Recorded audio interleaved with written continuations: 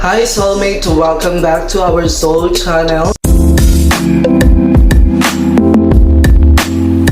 I am Joel P, Teacher J at your service.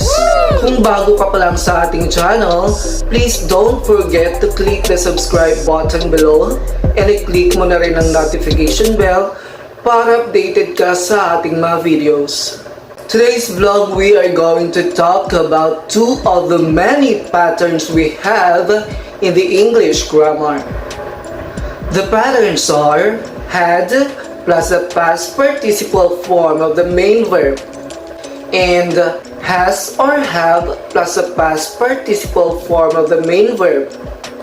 Okay, bago tayo magpatuloy, alamin muna natin kung ano ba ang participle na yan.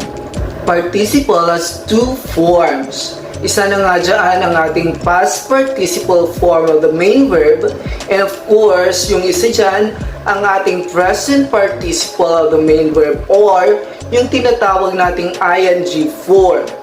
Okay? Examples: caring, cared; helping, helped; thinking, thought; doing, done; giving, given. Kung ating mapapansin, these are derived from the main verb. Okay? But they don't often act as a verb. Instead, they act as an adjective. Like caring mother, helping hand, given modules, and so on. Pero sa ating pag-uusapan ngayon, magpo-focus lang tayo sa ating past participle form of the main verb. First pattern, had plus past participle form of the main verb. Anna had given me a gift. So ano ang ginamit nating past participle in the sentence? Okay, so that is given. Lisa and Jeff had cared the baby for 10 months. How about in this sentence? Ano ang ginamit nating past participle? Okay, so the word cared. Nurses and doctors had helped many people survive the pandemic. So what is the past participle used in the sentence?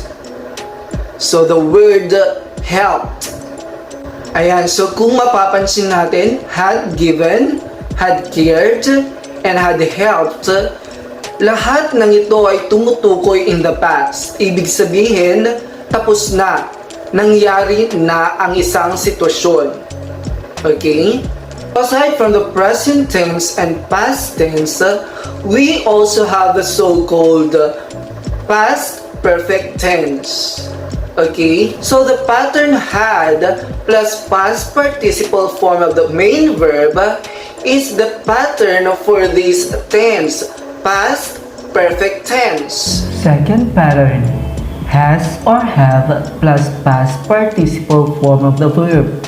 Okay, so we are going to use the same sentences. Okay? Ang papalitan lang natin ay ang pattern. Okay, so for this one, Anna has given me a gift. Lisa and Jeff have cared the baby for 10 months. Nurses and doctors have helped many people survive the pandemic. Okay, has given, have cared, and have helped. So in this pattern, it is pertaining also in the past. Ibig sabihin, tapos na ang pangyayari. Pero observe na ginamit natin ang has and have. Okay? Kung singular yung subject mo, gamitin mo ang has.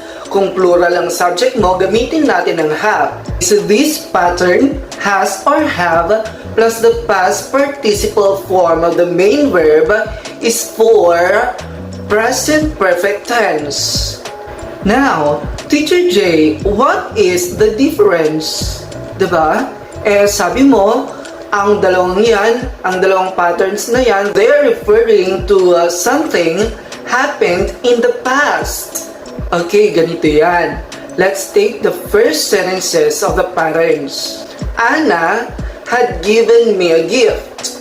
Anna has given me a gift. So sa first pattern natin, si Anna ay nagbigay ng gift.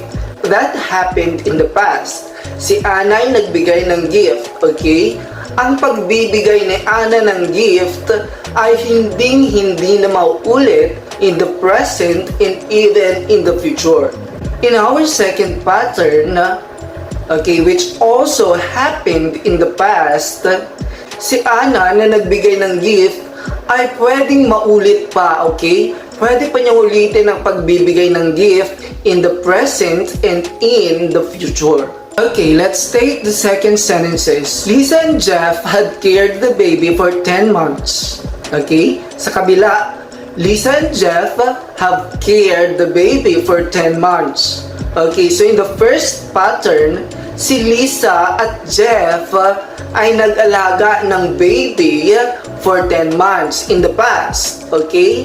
Yung pag-aalaga nilang yon ng baby ay hindi na ulit mangyayari in the present or even in the future.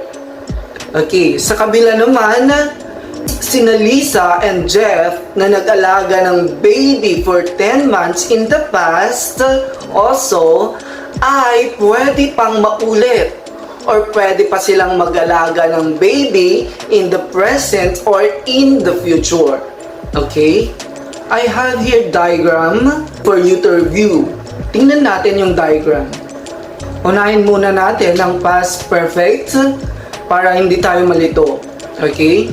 So observe natin yung circle doon. Okay? The event or the situation. Okay? And then we have there the base, past, present, and future. Now, doon sa past perfect, yung situation or the event ay nandun lang, okay? Nandun lang siya sa past, okay? Hindi na siya umabot sa present, okay? Pero, tignan naman natin sa itaas, yung present perfect. Tignan natin mabuti, yung situation or the event happened also in the present. And it will happen also in the future. Tingnan mo yung circle, okay, from the past, lumagpas siya, okay, at nasa present pa ito. Nakuha ba? Don't forget the patterns, okay? Because yun lang talaga yung patterns natin for those specific tenses, okay? For the past perfect tense, again, had plus the past participle form of the verb. Okay? And for the present perfect tense, we have has or have, depende kung singular or plural, plus the past participle form of the verb. Ayan, so I hope you have learned something in this vlog again.